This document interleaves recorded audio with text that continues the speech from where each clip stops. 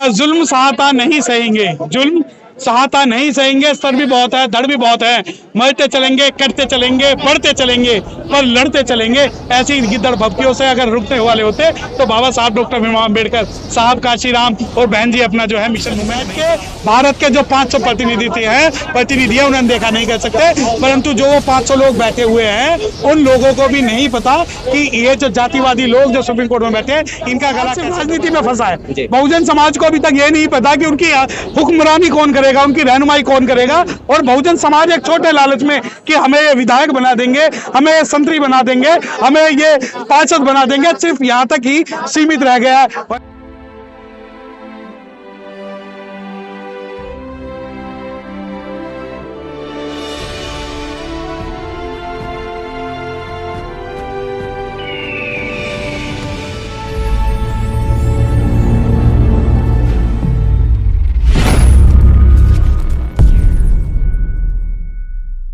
लड़ाई को आप लोग अधिवक्ता है, कैसे लड़ेंगे, इसको कैसे चैलेंज करेंगे? देखिए, इस पे हमारा जो विचार विमर्श हो रहा है, जो सीनियर अधिवक्ता हैं जिन्होंने इस लड़ाई को शुरू किया है, और हम जो है उनके साथ मिलकर इस पर रिव्यू पिटीशन फाइल करेंगे और बहुत जल्दी इसमें कुछ ना कुछ पूरे नेशनल लेवल पे और इंटरनेशनल लेवल पे किया जाए। सर, क्या क्षति हो सकती है इस डिसीजन से बहुजन समाज को अगर इस तरीके से रिजर्वेशन दिया गया? देखिए, रिजर्वेशन के जितने भी 99% जो जजमेंट्स हैं सुप्रीम कोर्ट की, उससे जो है अनुसूचित जाति का जो आरक्षण है वो खराब होता है।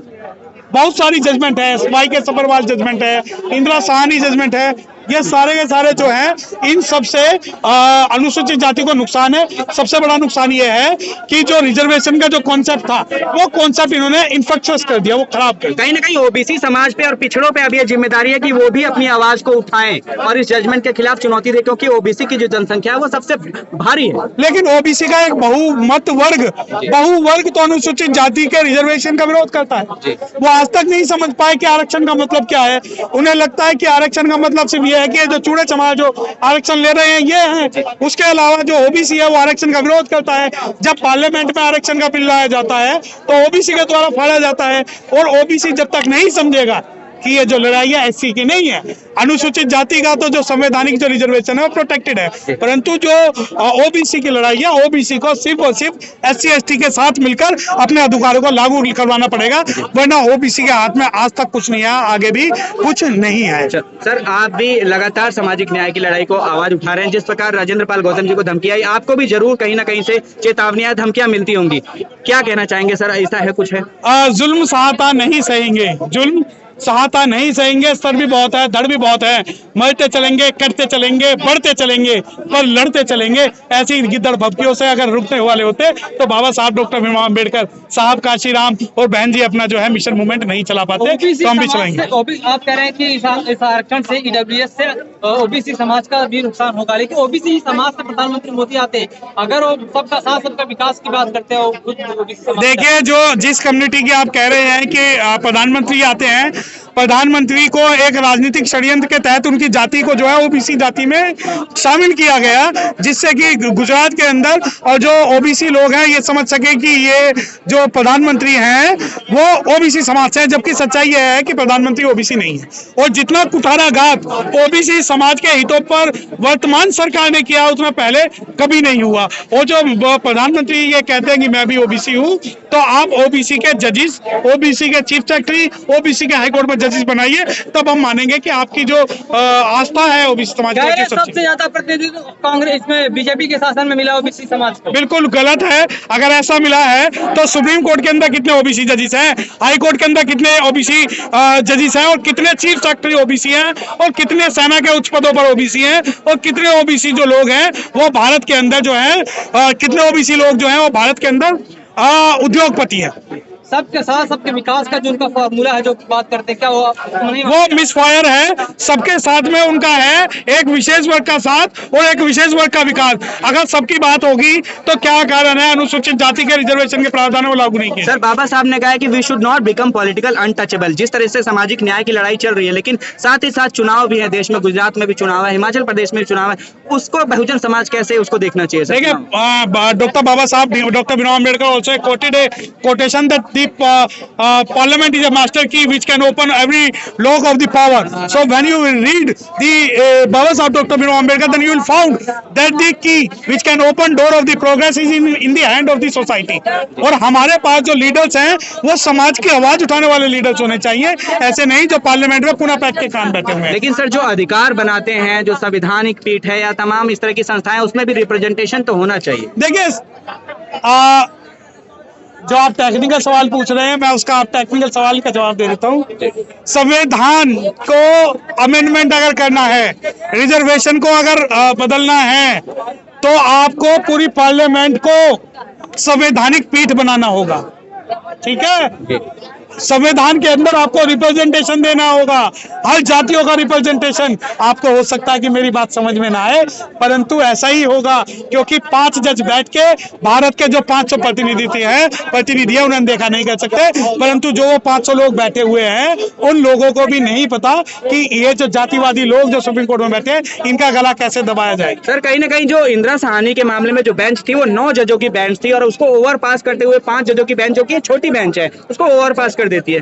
क्या भारतीय जनता पार्टी के शासन की वजह से ऐसा हो या कुछ? देखिए ऐसा नहीं है, ये कांग्रेस में भी ऐसा ही था और भाजपा में भी ऐसा ही है, परंतु आप जब टेक्निकल सवाल पूछे तो मैं आपको बता दूं कि बड़ी बेंच का अगर कोई भी डिसीजन छोटी बेंच बदले तो उनके खिलाफ तुरंत ही इंपीचमेंट लाना पड़ेगा, उनके खिलाफ तुरंत ही महाभियोग लाना पड़ेगा, क्योंकि आज कोई भी हाई कोर्ट जज, कोई भी सुप्रीम कोर्ट सिंगल जज एंटी रिजर्वेशन वर्डिक्ट पास कर देता है, anti SC/ST reservation, anti SC/ST act का कोई भी वर्डिक्ट पास कर देता है, जबकि जो चीज लार्जर बेंच में डिसाइड हो गई उसको बदला नहीं जा सकता। जैसा कि अभी कल या परसों का डिसीजन था, उसमें EWS के मामले में ये बात आ गई कि भाई 50% का जो लिमिटेशन है वो बढ़ा सकते हैं, वो पहले से ही तय है। वो इंदिरा साहनी ने भी लिमिटेशन क्रिएट नहीं की थी। संविधान कहता है कि you should collect quantifiable data of the state, then you can give reservation up to 100% also. भाई आप ये बताइए कि जो नॉर्थ ईस्ट के स्टेट है जहाँ ST की जो 100% आबादी है, वहां पर 100% रिजर्वेशन दिया जा सकता है। सर इस विषय से अलग एक सवाल मेरा रहेगा, जिस तरीके से बिल्किस बानो के केस में हमने देखा कि आरोपियों को बरी कर दिया गया, और अभी एक ताजा मामला है दिल्ली में, जब 2012 की घटना है, एक महिला के खिलाफ जो है सामूहिक बलात्कार किया गया, उसके तमाम अमानवीय अत्याचार किए गए, उसको मार के जो है वो फेंक दिया गया, और आज उसके आरोपियों को छोड़ दिया गया। उस पर क्या कहना चाहिए? देखिए ये अपने जाति के हितों की रक्षा करने के लिए पूरे सिस्टम में, पूरे प्रशासन में बैठे हुए हैं, और यह कोई भी गैर कानूनी काम कर सकते हैं। तो जब आप बिल्किस बानो के हत्याकांड की बात हो या दिल्ली गैंगरेप की बात हो, इनके लिए जब ये कहते हैं कि ये जो है संस्कारी बलात्कारी है, तो इनसे इनकी मानसिकता पूरी झलकती है। लेकिन आम आदमी पार्टी के नेता अरविंद केजरीवाल जब गुजरात जाते हैं तो इस चीज को लेकर के मौन हो जाते हैं, उसके साथ बोलते नहीं। देखिए उस संघ के खिलाफ, वो अपने हितों के खिलाफ क्यों बोलेंगे? वो तो बोलते हैं मेरा बाप भी संघी, मैं भी संघी, मैं ईमानदार हूँ, कट्टर ईमानदार हूँ। तो ईमानदारी, वो बिल्कुल सही बात है, ईमानदार है। SC/ST के हकों को मारकर खा रहे हैं, ईमानदार है। SC/ST का स्पेशल कंपोनेंट प्लान खा रहे हैं, वो ईमानदार हैं। अभी तक 14 अप्रैल की छुट्टी गजेटेड घोषित नहीं की, वो ईमानदार है। पहले जो है संदीप वाल्मीकि को भगा दिया, उसके बाद राजेंद्र पाल गौतम को भगा दिया, वो ईमानदारी से काम कर रहे हैं। लक्ष्मी और गणेश की फोटो लगवा रहे हैं, उसके अलावा अक्षरधाम मंदिर में जाकर अपने हितों की रक्षा कर रहे हैं। तो ईमानदारी सीखिए ना, वो हमारी तरह थोड़ी है जिनके जो एक बहुजन समाज सॉफ्ट पॉलिटिक्स और हार्ड पॉलिटिक्स, बीजेपी की हार्ड पॉलिटिक्स और आपकी सॉफ्ट पॉलिटिक्स, इसमें फंस गया है सर, क्या करे? नहीं, बहुजन समाज सिर्फ राजनीति में फंसा है। बहुजन समाज को अभी तक ये नहीं पता कि उनकी हुक्मरानी कौन करेगा, उनकी रहनुमाई कौन करेगा। और बहुजन समाज एक छोटे लालच में कि हमें ये विधायक बना देंगे, हमें ये संतरी बना देंगे, हमें ये पार्षद बना देंगे, सिर्फ यहाँ तक ही सीमित रह गया है। वरना बाबा साहब डॉक्टर भीमराव अम्बेडकर साहब ने सिर्फ हिंदू कोड बिल अगर पास नहीं हुआ था तो उनके मंत्री पद को उन्होंने लात मार दी थी। बहन जी ने राज्यसभा में जब आवाज उठाने नहीं दी थी तो बहन जी ने राज्यसभा छोड़ दी थी। तो जब आप सॉफ्ट पॉलिटिक्स और हाई पॉलिटिक्स की बात करते हो तो सिर्फ आप पॉलिटिकल लीडर्स की बात करते हो, समाज की बात नहीं करते। समाज आज भी वहीं खड़ा जहाँ कल खड़ा। सर हम लोग दावा करते हैं कि बहुजन समाज जो है 85% जो है संख्या में है, लेकिन हम देखते हैं कि तमाम हम देश में चुनाव है, 85% इतनी भारी संख्या होती है। आइडियोलॉजिकल रूप से ये बात सही है कि आप कहते हो 85% है, परंतु जब किसी शेड्यूल कास्ट महिला का रेप होता है तब 85% कहाँ चला जाता है? जब पार्लियामेंट के अंदर एंटी रिजर्वेशन बिल फाड़ा जाता है तब 85% कहाँ चला जाता है। और जब उत्तर प्रदेश की सबसे बड़ी सूबे की मुख्यमंत्री को गाली दी जाती है तब 85% कहाँ चला जाता है। और तब कहाँ चला जाता है 85%, जब हमारे एक मंत्री को निकाल दिया जाता है। तब कहाँ चला जाता है 85%, जब हमारे सभी अधिकारों को तुम खा जाते हो। तो 85% की जो लड़ाई है वो अभी तक यथार्थ नहीं हो पाई है। उसके लिए ओबीसी SC ST को मिलकर काम करना पड़ेगा। शुक्रिया।